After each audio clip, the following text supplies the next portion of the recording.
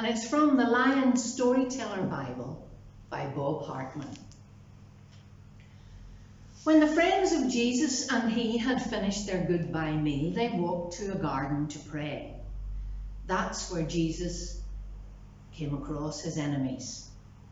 The men had torches and clubs and sticks, and they were very scary, and right in front of the crowd was Judas. He had been a friend to Jesus. Judas crept up to Jesus and kissed him on the cheek. "This is the man you want," said Judas. "Arrest him." And Jesus looked very sad. His friends were scared too, and most of them ran away, but not Peter. He pulled out a sword and started swinging it around the place. "Put your sword away," said Jesus. "This is not the time for fighting. I have to go with them. God wants me to." So they grabbed Jesus and dragged him before the very important religious leaders, the ones who were jealous of him. And his trial took all night. "He says he will destroy our temple," said one. "He says he's a king," said another. "He's a troublemaker," said another. None of this was true, of course, but it didn't matter because the leaders had already made up their minds. Jesus was different from them, and he wouldn't do what they said. So Jesus had to go. They beat Jesus. They hit him hard.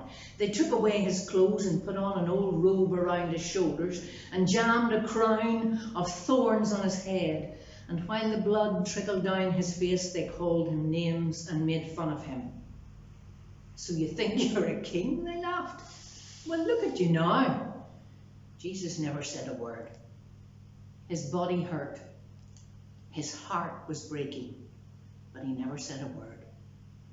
They took a cross next, made of very heavy wood, and they put it on his back. "Move along," they shouted, and they led him through the city, and some people cried when they saw him. Others cheered, but all followed as he carried the cross outside the city gates up a nearby hill. When they got to the top, they laid Jesus on the cross and nailed him to it. It hurt so much. They raised the cross so that everyone could see, and they left him there. A thief hanging next to him was afraid, but Jesus talked to him and helped him feel better. The mother of Jesus was there too, standing in the crowd.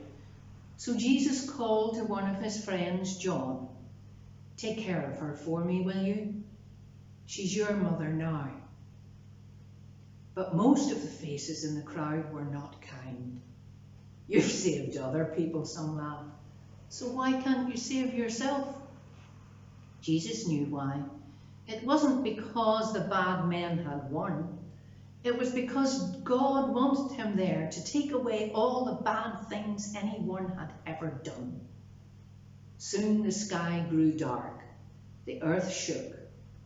It was as if God's own heart was breaking. And then it happened. "It is done," Jesus whispered. And in the sadness and in the dark, he died. But that's not the end of the story. Join me again to find out what happens next in a very exciting, happy story. Goodbye from me, Bedtime Tales, and my friends.